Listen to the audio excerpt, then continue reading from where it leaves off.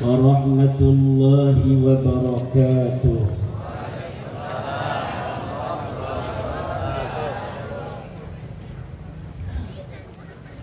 Alhamdulillahil malikil hakim, al-jawadil karimil azizir rahim, fattariqu ilayhi wadihul lilqasidin, waddalilu alayhi laihul linnadhirin. Wassalatu wassalamu ala sayyidina Muhammadin wa ala alihi wa sahbihi ajma'in. Ya Hayyu ya Qayyum ya Hannan ya Mannan, ya Dayyan ya Sultan, ya Dzal Jalali wal Ikram.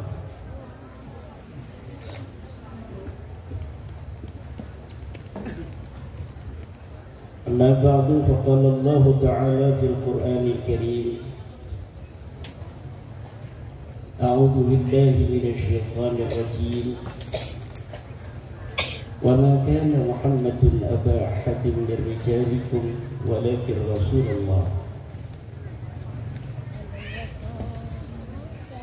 Sadaqallahul Azim. Hadaratil mukarramin, Sadatinal kiram, para kiai, para alimul ulama, para kesepuhan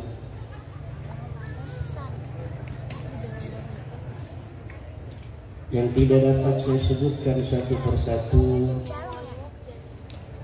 Ahlul Qaryah dari Cikarang Utara. Hadir pula Rais Syuriah Majelis Wakil Cabang Nahdlatul Ulama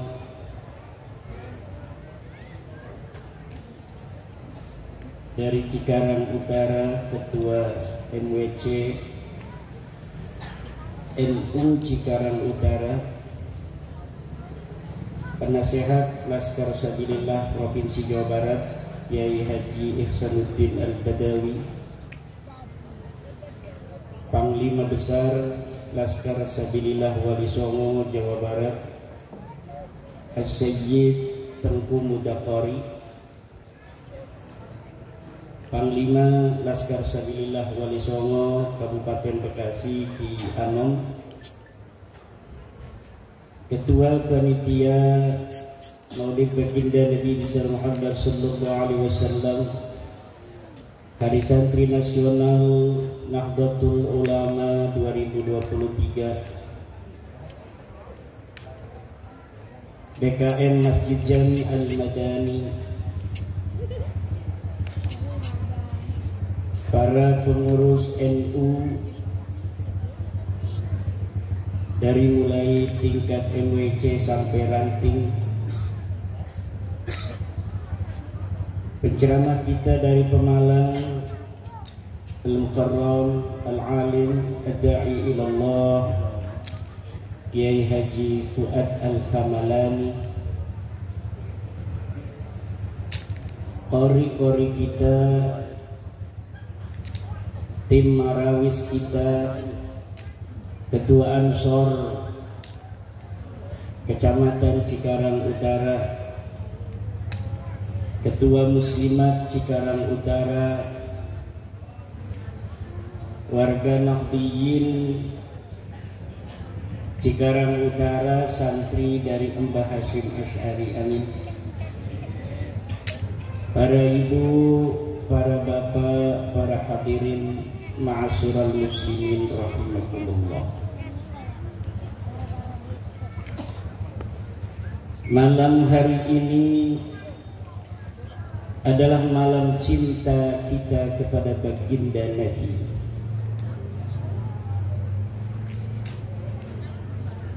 Nabi yang menjadi rahmat untuk semesta alam.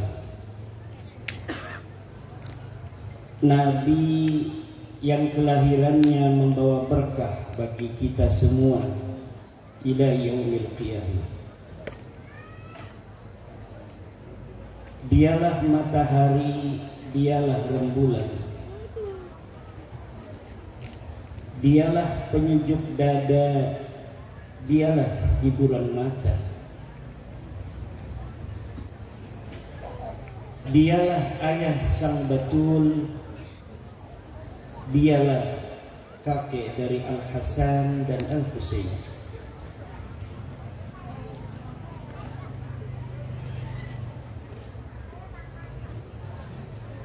Huwa iksir wa ghali, huwa misbahus suduri.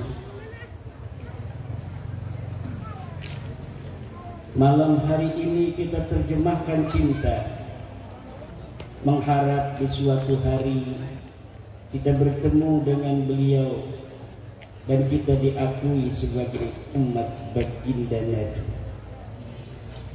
Beliau adalah habibana wa syafi'ana wa maulana Muhammadin wa maulana Muhammad wa maulana Muhammad. Hari Santri Nasional 2023 adalah hari rayanya para santri. Yang disebut dengan santri bukan hanya dia yang mondok di pesantren. Yang disebut santri adalah dia yang pernah ngaji pada kiai di masjid, dia yang pernah ngaji di musola pada kiai, dia yang ngaji mingguan, dia yang ngaji bulanan, semuanya adalah santri. Karena yang namanya ngaji tidak kenal mantan santri, tidak kenal mantan murid kiai. Dari mulai kita dilahirkan sampai nanti kita mati, kita wajib menuntut ilmunya Allah Subhanahu wa ta'ala. Thalabul ilmi minal mahdi ilal lahdi. Mencari ilmu itu dari mulai kita berada di dalam bedongan sampai nanti kita berada di liang lahat. Kalau kita mati dalam keadaan menjadi santri, kita mati dalam keadaan syahid. Man mata fi talabil ilmi mata syahidan. Kalaulah malam hari ini yang kita sedang menuntut ilmu semua kita mati, maka kita matinya adalah mati syahid. Kalau kita mati syahid, kita masuk surga. Mau masuk surga, Bu? Mau masuk surga? Kalau malam hari ini kita mati dalam keadaan menuntut ilmu ini, kita akan mati syahid dan masuk surga. Amin. Bukan hanya masuk surga, tapi juga masuk koran.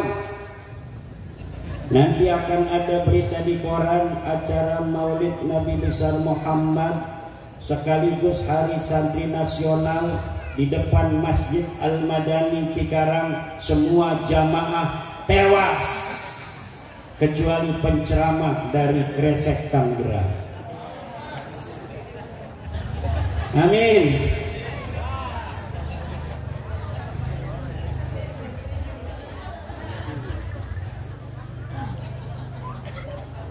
Kata Mbah Hasyim Asy'ari, siapa orang yang ngurusi NU maka dia akan aku anggap sebagai santriku, dan siapa orang yang aku anggap sebagai santriku maka aku akan doakan dia mati husnul khotimah beserta keluarganya. Kata Mbah Ridwan Abdullah, kalau ngurusi NU jangan takut nggak makan. Kalau ngurusi NU jadi Banser, jadi Ansor, jadi MWC, jadi LBM, jadi Muslimat NU kurang makan, tagih padaku kalau aku masih hidup. Kalau aku sudah meninggal, tagih di depan batu nisanku. Kenapa Mbah Ridwan Abdullah, pencipta lambang Nahdlatul Ulama, begitu yakin, seyakin-yakinnya orang yang ngurusi NU akan banyak rezekinya? Kenapa? Karena ngurusi NU itu ngurusi orang ibadah, ngurusi NU itu ngurusi kiai, ngurusi NU itu ngurusin santri. Kerjanya kiai, kerjanya santri cuma mengaji, cuma mengajar. Ngurusi NU itu ngurusin warga Nahdiyin, bapak-bapak yang pengajian di masjid, bapak-bapak yang pengajian mingguan, ibu-ibu yang pengajian mingguan di majelis taklim. Itu yang diurusi oleh NU. Semuanya adalah ibadah. Ibadah itu takwa. Wa may yattaqillah yaj'al lahu makhraja wa yarzuqhu min haitsu la yahtasib. Makanya rizkinya orang NU itu kebanyakan min haitsu la yahtasib.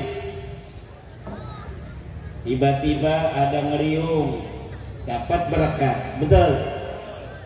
Tiba-tiba ada inna lillahi wa inna ilaihi raji'un, dapat amplop. Tiba-tiba Kiai Ihsan dapat telepon dari Bupati. Kiai Ihsan tahun ini ikut pergi haji dengan rombongan gubernur dan bupati. Itu min haitsu la yahtasib.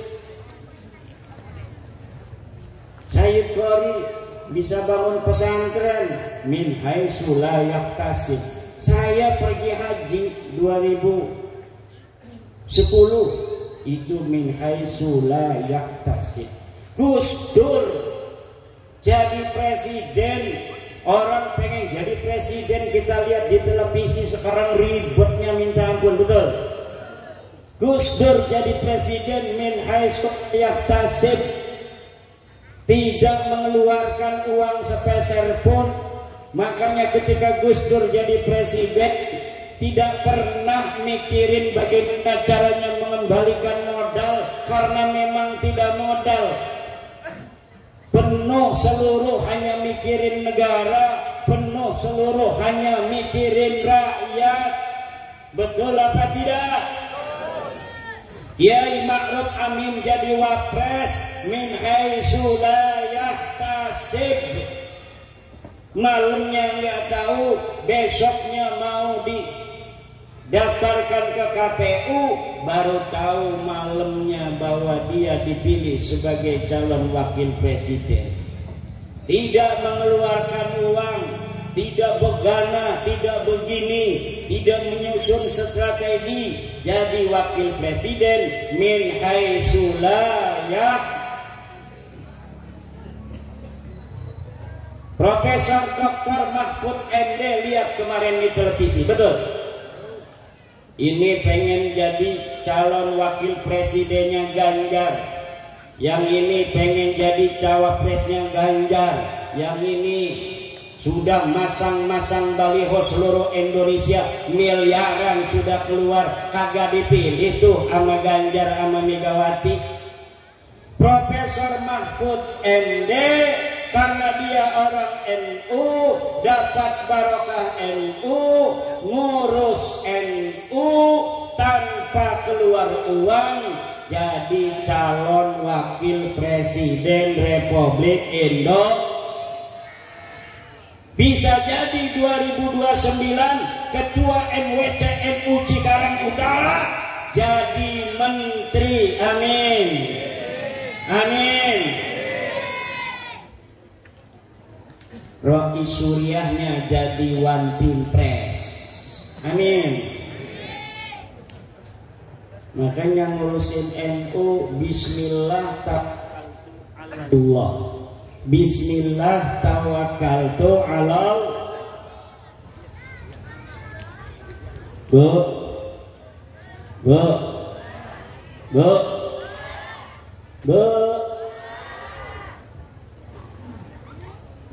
NU itu apa? Nahdlatul Ulama.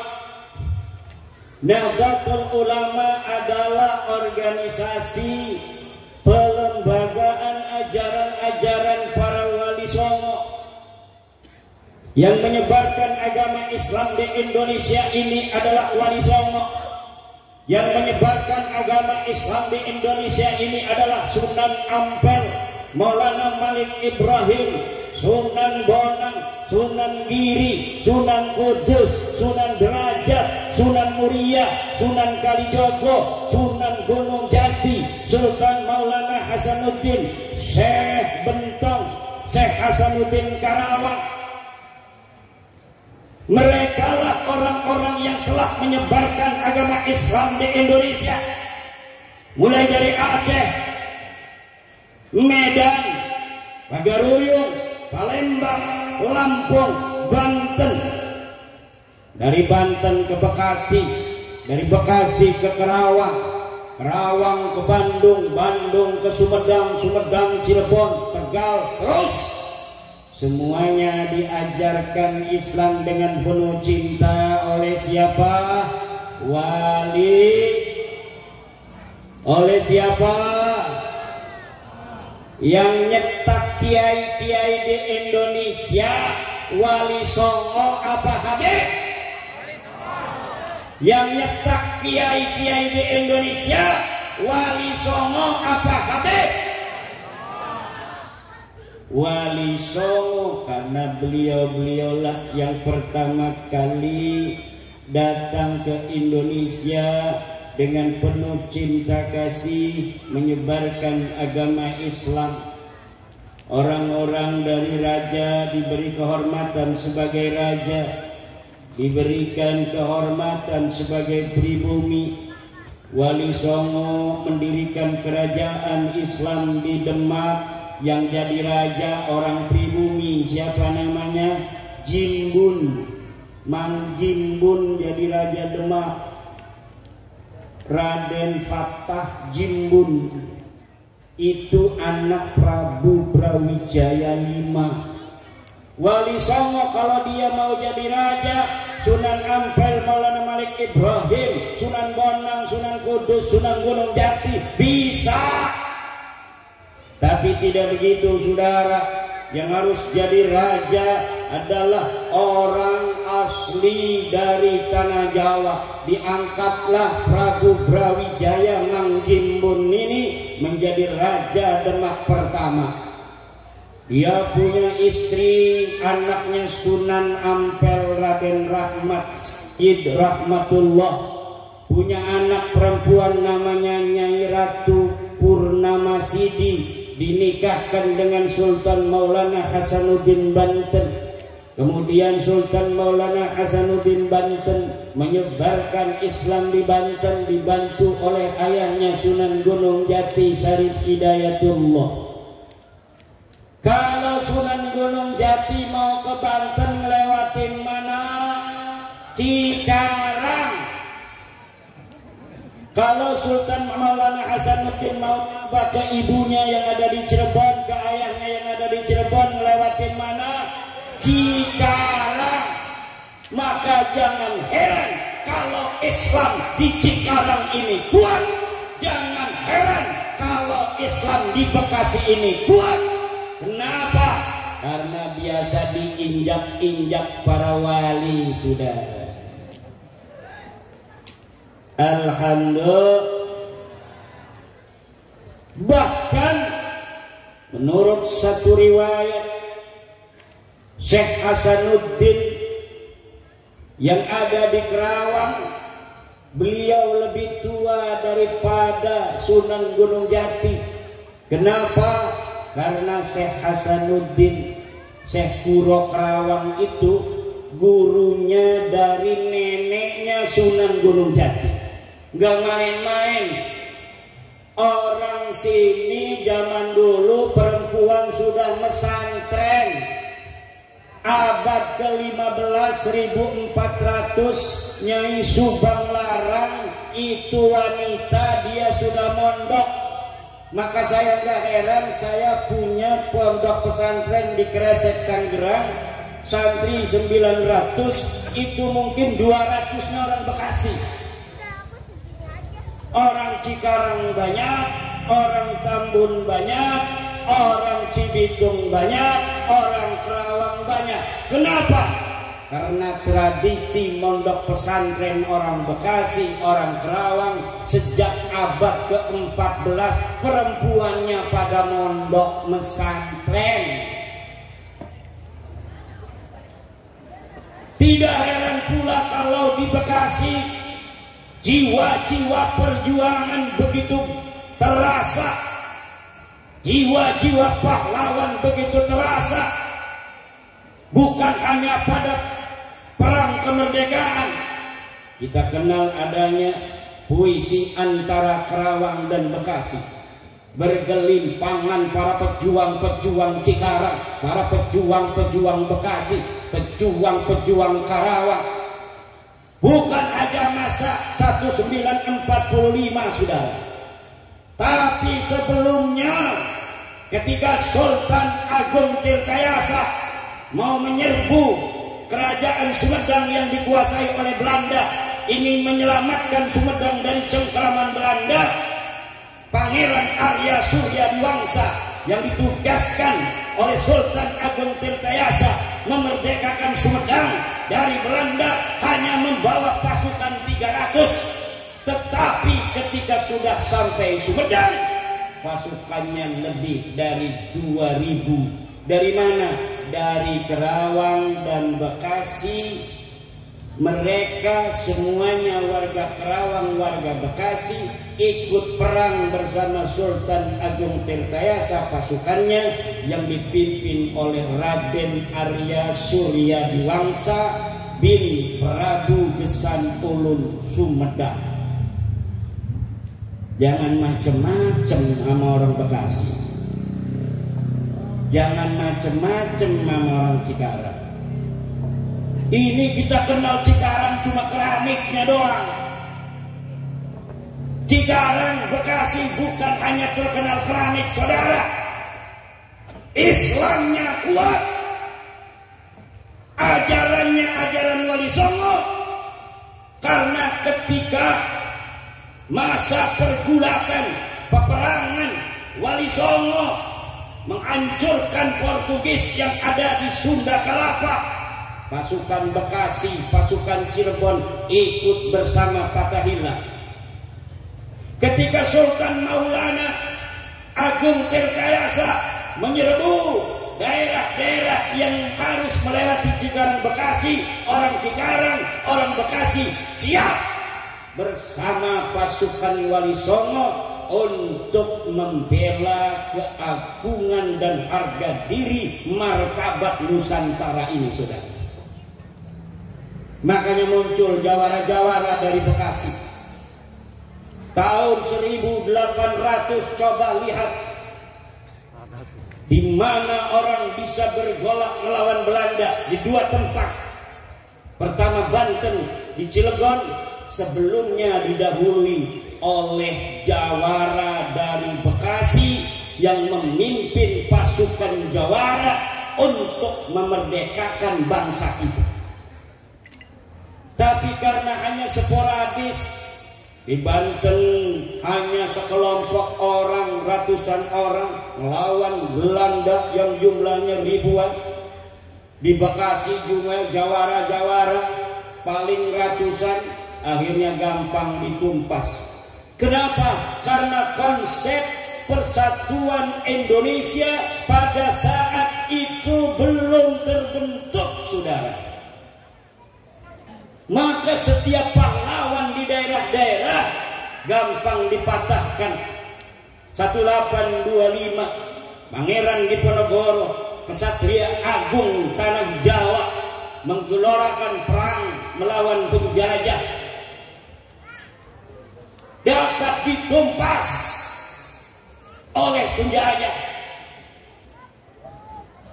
Sultan Maulana Muhammad Nasruddin yang ingin memerdekakan Palembang waktu itu dari penjajah, di mana Raja Palembang adalah sepupunya dari Demak, kemudian tewas oleh musuh-musuh saudara. Jiwa-jiwa perjuangan rakyat Bekasi di masa perang kemerdekaan, di masa para wali songo tidak boleh pudar. Apabila setiap daerah yang dulu muncul di daerah itu para pahlawan, akan mudah keluar pahlawan lagi dari daerah itu. Kalau kampung dulunya ada kiai, maka mudah kampung itu akan keluar kiai. Kalau kampung itu ada pahlawan, maka akan mudah kampung itu keluar pahlawan. Kalau di kampung itu dulunya gelap, ditaruhin santri dua, ambil menantu santri, insya Allah 2 generasi itu kampung jadi kampung kiai. Orang kagak mau sholat itu di kampung, mabokan tiap hari. Coba yang paling cantik kawinin nama santri, 2 tahun santri wak cerai, tapi dia punya anak. Anaknya ini nanti tunggu anaknya. Anaknya kawinin lagi tuh. Mudah biasanya karena dia anaknya santri, walaupun diurus sama juara, akhirnya karena ada nur dari santri yang dulu cerai nggak kuat itu sama mertuanya, bawanya golok melulu, kagak punya duit, tiduran, kucing jangan tidur melulu, padahal bukan nama menantu, sama kucing, tapi menantu tersinggung akhirnya cerai, tapi dia sudah punya anak. Lumayan anaknya santri, dia sudah terkena oleh sinaran kiai. Sinaran kiai itu adalah sinaran gurunya, sinaran gurunya, sinaran mata gurunya, sinaran mata gurunya, sinaran tabi'in, sinaran mata sahabat, sinaran mata Rasulullah Muhammad sallallahu alaihi wasallam. Dalam setiap pandangan mata itu ada kekuatan rahmatullah. Makanya ada ulama, kalau ada kiai-kiai zaman dulu, saya baca di kitab, saya lupa kitabnya. Ada ulama kalau ada kiai-kiai lagi ngobrol, kiai-kiai lagi ngopi, dia sengaja pengen dilihat oleh kiai. Kiai lagi apa kiai? Dia pengen dipandang. Lalu orang bertanya kepada dia, kamu kalau setiap ada kiai, nyapa kiai walaupun kamu gak kenal. Kenapa? Karena Allah menitipkan rahmat dalam pandangan hamba-hambanya. Saya ingin bertemu dengan orang yang dalam pandangannya mengandung rahmat. Maka dalam setiap pandangan ulama, bisa jadi ulama itulah yang memberikan kelembutan hati kepada kita ketika kita dipandang olehnya. Kenapa bisa begitu? Karena kekuatan pandangan Rasulullah akan menembus sampai hari kiamat. Orang yang pernah duduk bersama Rasulullah itu siapa, Bu? Sahabat Nabi, istri Nabi. Kalau enggak istri Nabi, sahabat Nabi. Makanya kalau umpamanya kita mau ada hajat, kita wasilah jangan kepada Rasulullah saja. Istrinya ini harus dibawa nama-namanya. Ini aqrabu lil ijabah. Cepat sekali diijabah kalau kita hadarat. Liqada'il hajat, kita menyebut nama Nabi. Sebelum sahabat kita sebut nama istri-istri Nabi. Kenapa? Karena Nabi berjuang itu didampingi istri, betul tidak? Nabi bisa pakai pakaian mau ke masjid, pakaian yang gak bau, itu karena siapa?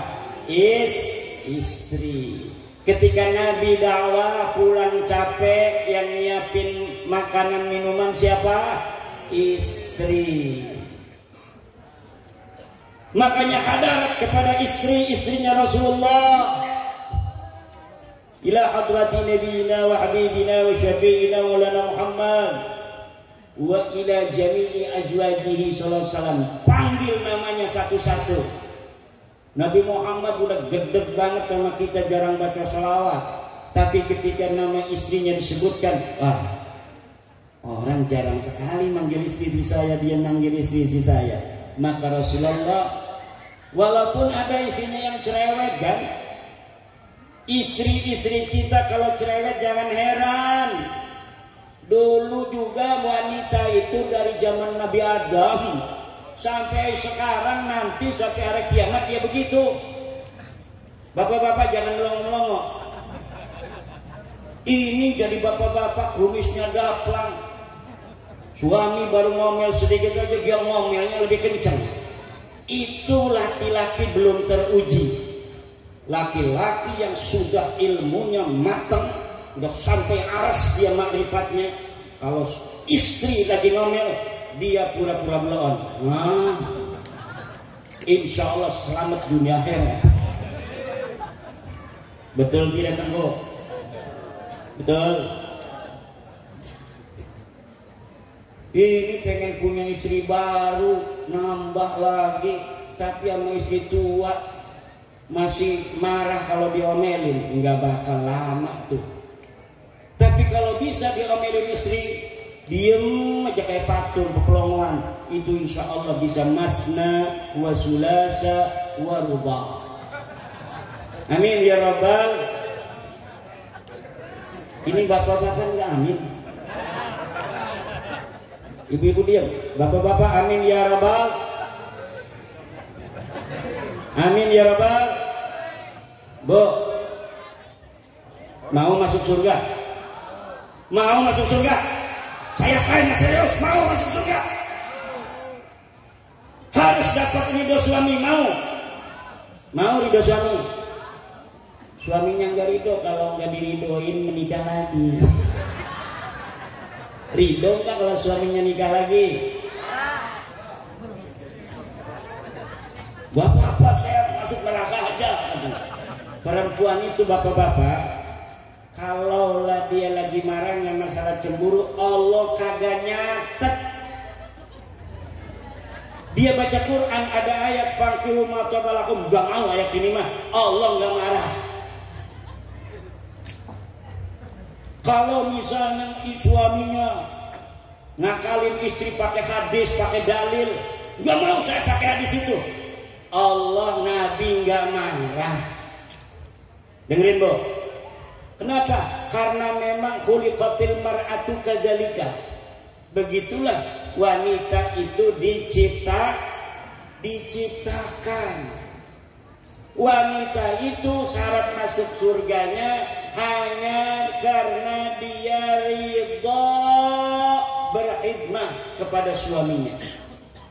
Kalaulah dia masih marah-marah sama suami, enggak dicatat sama Allah juga. Jangan begitu, nanti melunjak semua ini istri-istri. Biarin, biar bapak-bapak paham. Betul tidak Bu? Setuju tidak nih saya ngomong begini? Bagus nggak kalau dijadiin menantu? Kagak mau. Jangan sembarangan, zaman sekarang nyari menantu. Sangat jarang laki-laki yang saleh itu. Kalau ini Tengku ngeduluin aja lagi. Kalau umpamanya ibu-ibu punya anak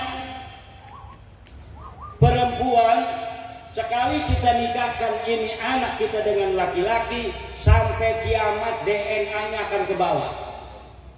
Betul tidak?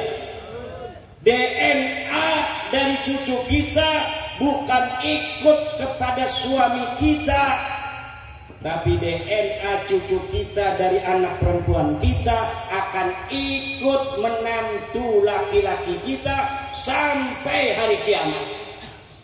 Understand? Kenapa? karena Allah menitipkan kepada diri kita laki-laki DNA-nya Nabi Adam. Jadi dari kita ini ada DNA bapak kita nempel di kita. Ada DNA kakek kita nempel di kita. Ada DNA-nya buyut kita yang laki-laki nempel. Jadi garis lurus kita dari mulai kita sampai Nabi Adam itu ada di badan kita.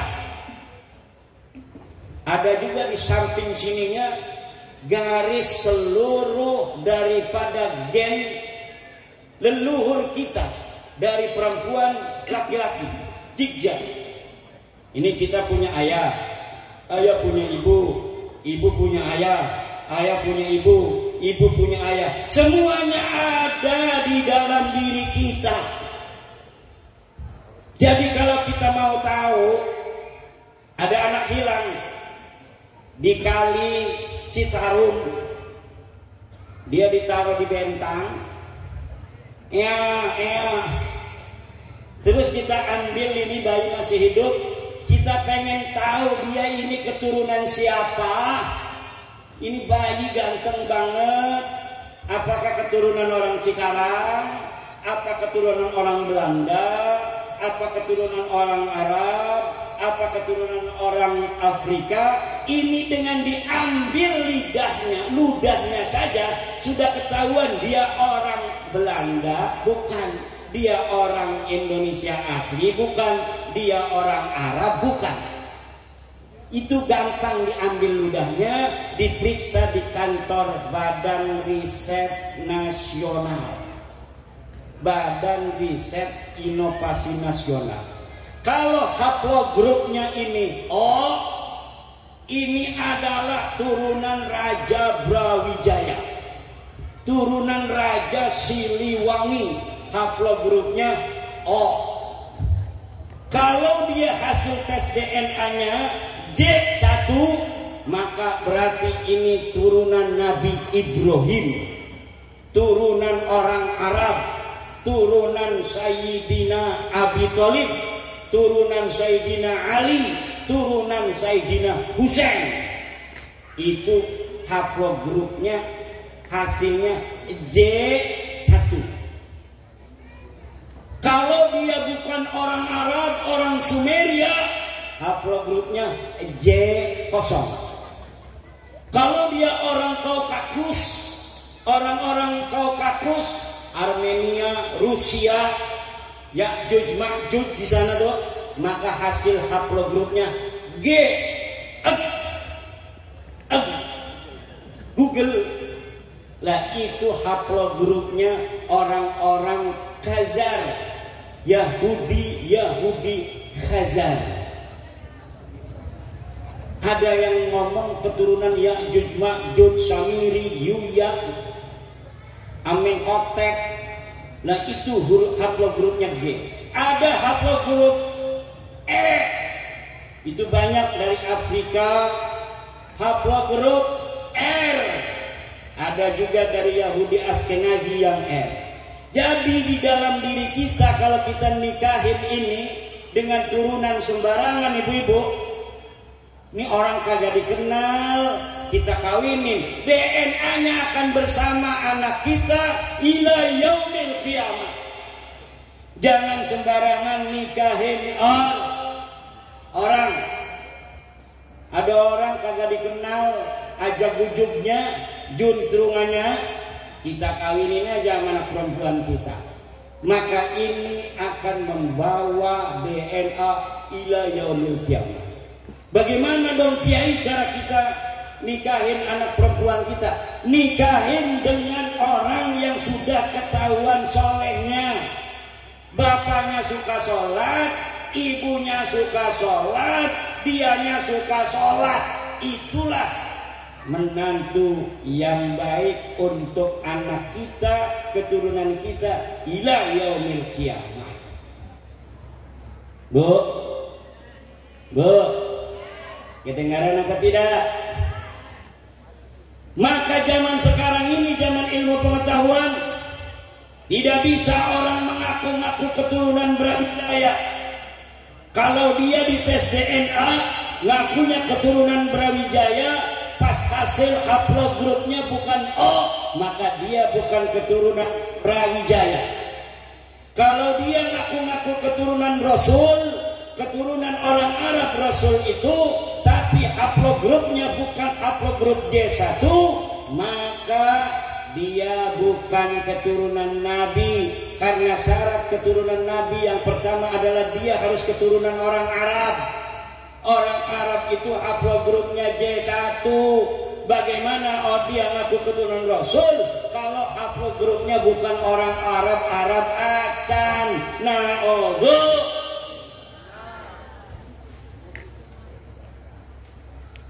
DNA Nabi kemana?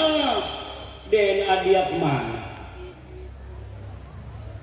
Orang ngaku zaman sekarang sebagai keturunan siapapun bisa untuk dibuktikan dengan dua hal. Pertama, silsilahnya harus sesuai dengan Al-Kutubul Mu'tabarah fi kulli jailin. Harus sesuai dengan kitab-kitab Mu'tabarah fi ilmin nasabi fi kulli jailin, dalam setiap generasi. Sekarang ini generasi keturunan Nabi Muhammad dari jalur Sultan Maulana Hasanuddin Banten hari ini 404139. Itu lengkap turunan Sunan Gunung Jati sampai ke Rasulullah melalui Musa Al-Kadzim. Hari ini yang ada itu urutannya yang ke-41 4039. Dari Sunan Giri melalui jalur Syekh Abdul Qadir Jailani juga sama. Hari ini yang ada hidup di dunia ini keturunan Rasulullah dari jalur Sunan Giri yang ke-39, yang ke-40, yang ke-41. Ada juga beberapa yang masih 38, 37, tapi jarang sekali. Kalau sudah kita ketemu susunan nasabnya, misalnya 40 susunan nasab sampai Rasulullah, kita teliti dari mulai Rasulullah. Rasulullah benar tidak punya anak namanya Fatimah. Oh betul, karena Rasulullah bersabda dalam hadis, "Lau anna Fatimah binta Muhammadin sarakat laqata'tu yadaha." Ada lafaz binta Muhammad. "Lau kanat Fatimatu binta Muhammadin, lau anna Fatimata binta Muhammadin sarakat." Ada dalilnya. Betul enggak Sayyidatuna Fatimah punya anak namanya Sayyidina Husain? Ada di dalam hadis-hadis. Betul tidak Sayyidina Husain punya anak namanya Ali Zainal Abidin? Ada di dalam hadis Tirmidzi. Betul enggak Ali Zainal Abidin punya anak namanya Muhammad Al-Baghir? Ada di dalam Sunan Tirmidzi, belum butuh kitab nasab. Betul enggak Muhammad Al-Baghir ini punya anak namanya Ja'far Shadiq? Ada di dalam kitab-kitab hadis. Ja'far Shadiq punya anak Ali Al-Uraidi, masih di kitab hadis masih ada. Ali Al-Uraidi punya anak namanya Muhammad An-Naqid, ini membutuhkan kitab nasab. Kita lihat Ali Al-Uraidi ini tahun berapa dia hidup. Oh, ini dia hidup abad ketiga, maka harus dicari kitab-kitab nasab yang ditulis pada abad ketiga.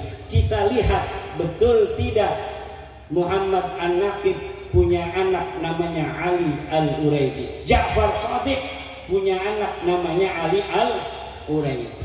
Ali Al-Uraidi punya anak namanya Muhammad An-Naqid. Kita lihat di kitab abad itu.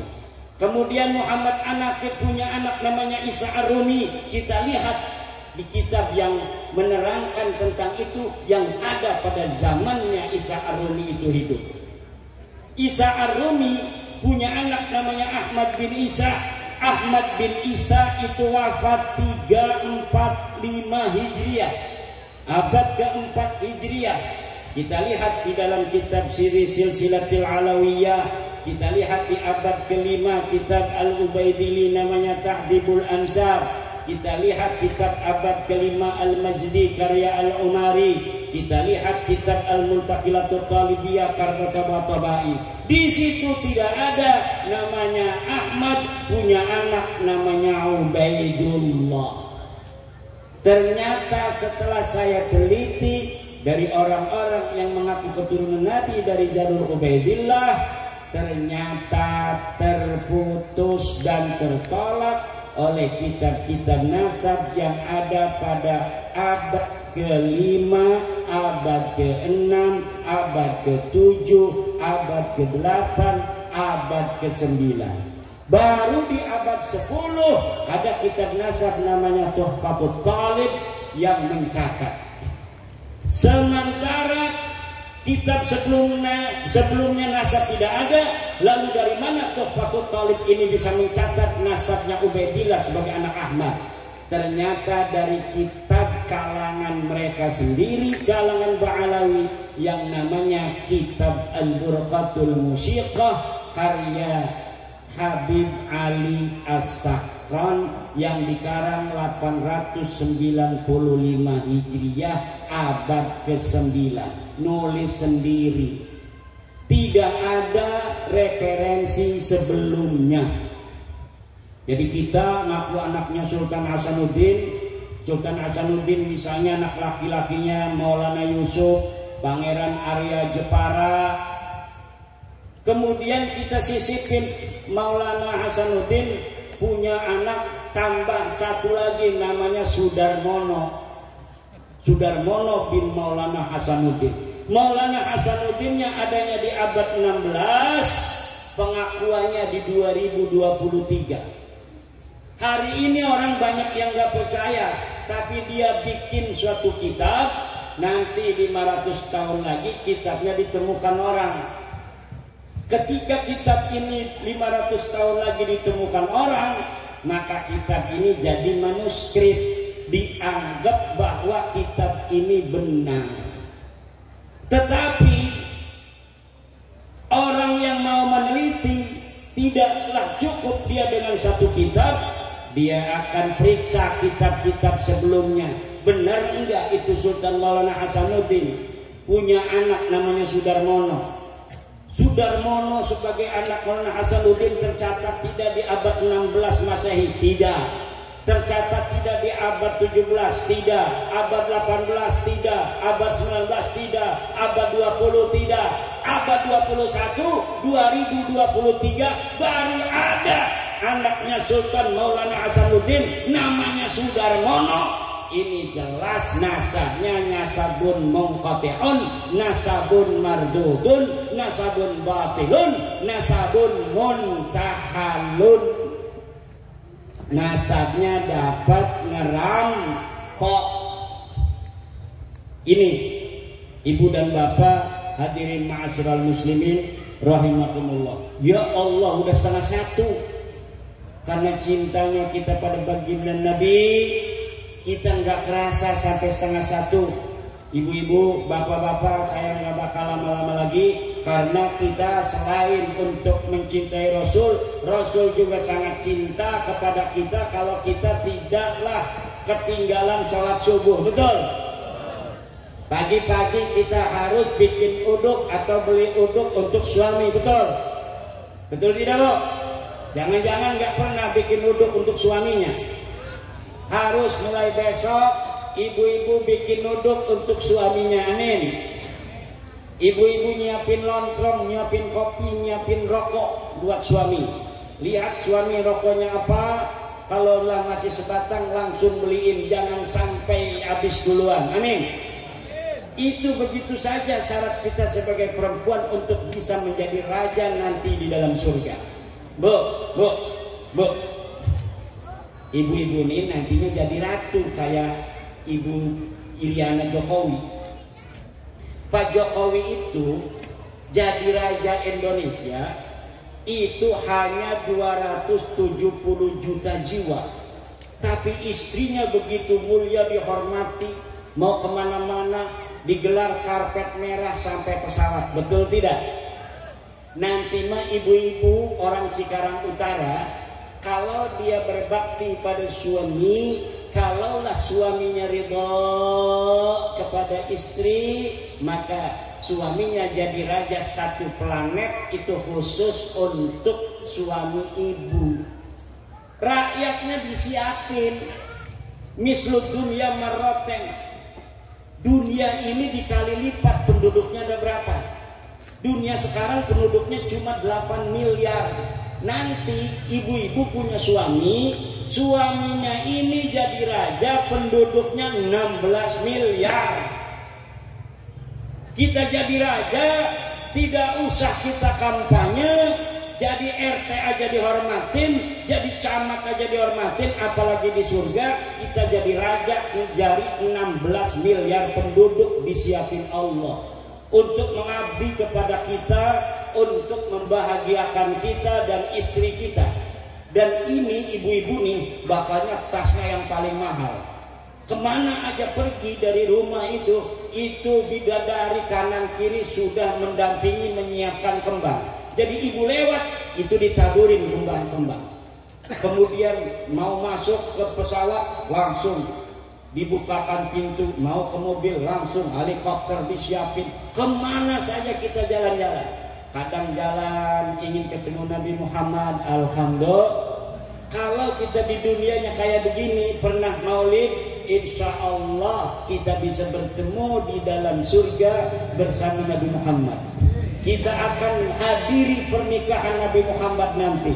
Ada di surga pernikahan yang paling megah. Pernikahan siapa? Pernikahan Nabi Muhammad dengan Siti Maryam. Orang-orang seperti Siti Maryam yang belum nikah di surga dinikahkan. Anak ibu-ibu yang kecil mati, nanti dia akan dinikahkan dengan perempuan yang masih kecil juga meninggal. Anak ibu-ibu yang masih perawan mati di dunia ini jangan disedihi. Wih, belum kawin dia udah mati. Nanti di surga dia akan dinikahkan dengan perempuan-perempuan perawan yang juga mati waktu di dunia dan jumlahnya pas. Allah itu maha perkasa, Allah maha kuasa. Semua perempuan yang mati sebelum nikah itu akan sama dengan semua laki-laki yang mati sebelum nikah. Orang-orang gila, ibu-ibu orang gila sering ngelihat orang gila. Jangan-jangan suaminya gila juga. Itu orang gila, jangan dikira orang gila gak masuk surga ya. Jangan macam-macam orang gila. Orang gila itu orang yang dicintai Allah. Dia hidup gratis di dunia, makan, ngising, tidur. Tapi dia nggak dicatat amal jeleknya. Kalau dia sholat dia nggak diapa-apain. Tapi dia masuk surga karena pangkatnya sama dengan atfalul musyrikin. Anak-anak kecil orang Kristen kalau matinya kecil dia masuk surga. Itu orang-orang gila. Sama nanti dia akan dimasukkan ke dalam surga oleh Allah Subhanahu. Kalau gilanya dari kecil itu, kalau gilanya dari umur 17 tahun, maka 2 tahun ketika dia mulai balik sampai 17 tahun itu aja yang dihisab. Umurnya sampai 80 tahun gila, itu tidak akan diapa-apain, dia gratis hidup di dunia tanpa dihisab. Enak jadi orang gila, udah jadi gila aja. Orang gila, makanya sama orang gila kita kasih makan. Jangan orang gila dianggap wali. Diciumin tangannya. Orang gila nggak perlu cium tangan. Lah orang gila kok dicium tangan. Katanya wali masjid. Wali masjid nggak ada yang tahu. Yang jelas gila dia. Dan orang gila harus dicintai. Jangan orang gila ngobrolin, di YouTubein, yang menang presiden siapa? Prabowo. Taunya kalah. Betul tidak? Coba lihat 2019 orang gila banyak ditanyain, katanya wali, ditanyain ke orang gila. Ya orang gila kan bisa ngomong. Ditanyain Prabowo apa Jokowi yang menang? Prabowo. Akhirnya yang menang Jokowi, malu juga itu yang nanyain yang nge-YouTubein. Lah orang gilanya emang gak malu. Lah dia sama orang gila ini. Lah Kita yang harus dihormatin siapa? Yang harus dihormatin itu ulama, bukan orang gila. Orang gila itu dicintai. Orang gila itu dicintai, disayangi. Kalau dia kelihatan dia itu enggak makan, kasih makan, jangan kasih duit. Dia enggak tahu duit, kasih makan. Kalau dia kelihatan haus, kasih minum. Enggak usah dibikinin rumah. Orang gila ini dia mah, kecuali keluarga kita sendiri. Makanya yang paling bagus kalau ada orang gila di keluarga kita hormatin, kita muliain, kita siapin rumahnya, jangan sampai keluyuran. Kalau keluyuran pahalanya orang yang dapat. Nanti pahalanya orang yang dapat. Lebih baik kalau keluarga bapak-bapak ibu pada yang gila, siapin rumahnya. Kalau dia laki-laki, kalau bisa cariin jodoh. Mudah-mudahan ada yang mau bayar yang gede.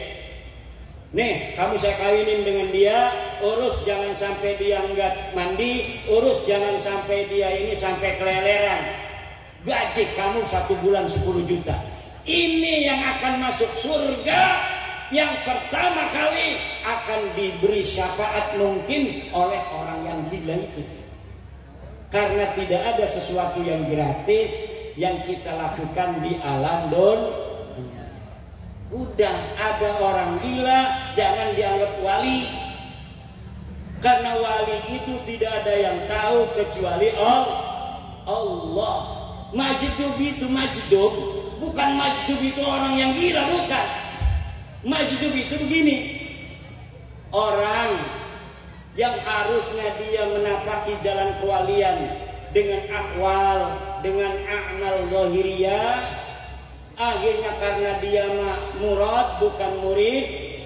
Kalau murid kita pengen diaku sebagai kekasih Allah, kita banyak wirid, kita banyak baca selawat, kita tahajud 100 kali, ingin diaku oleh Allah sebagai kekasih Allah. Ada murad, orang yang diinginkan Allah, orang yang amalnya kurang, tidak memenuhi syarat, lalu Allah tarik untuk jadi kekasihnya, dan yang tahu itu hanya Allah. Yang jelas kekasih Allah itu 1, tidak meninggalkan sholat, 2, tidak meninggalkan puasa. Kalau zahirnya dia itu meninggalkan sholat, meninggalkan puasa, enggak usah dianggap wali.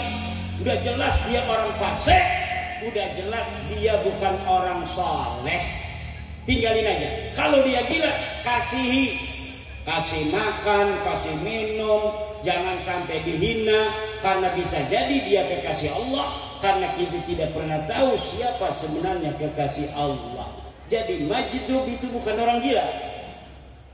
Wali majdub adalah wali yang ditarik oleh Allah sebagai kekasihnya tanpa amal ibadah yang memenuhi syarat. Harusnya 100 poin baru jadi wali, dia baru 7 poin ditarik oleh Allah, akhirnya jadi kekasihnya walaupun poinnya baru 7, karena dia bukan murid tapi murad. Nah ini zaman sekarang ulama yang soleh, ganteng kayak Kiai Ihsan, ngajarnya hikam, di salaman biasa aja. Ini ada orang gila salamannya bolak-balik. Lah orang gila ini nggak pernah tahu dihormatin orang, melongo aja dia. Tapi kalau orang yang soleh, dia di dalam hatinya dia ada malu. Ya Allah, dia menyangka baik kepadaku, maka penuhilah persangkaannya itu. Kalau dia mau berbuat itu menghormatiku karena mengharap kasih sayangmu, berilah dia kasih sayangmu. Kalau dia menghormatiku karena husnudzon kepadaku, kebaikanku, dia ingin terkabul hajat, kabulkanlah hajatnya. Ini kalau orang waras, dia punya perasaan begitu. Tapi orang gila kagak. Orang gila diciumin segiling 50 kali juga biasa-biasa aja. Dia orang gila. Makanya kalau kita mau hormatin orang waras. Hormatin siapa? Ulama. Inna akramakum indallahi atqakum yarfa'illahu alladhina amanu minkum walladhina utul ilma darajat. Inilah ajaran Islam yang sahih, ajaran Islam yang benar. Wallahu huwal muwaffiq ila aqwamit thariq. Wassalamualaikum warahmatullahi wabarakatuh.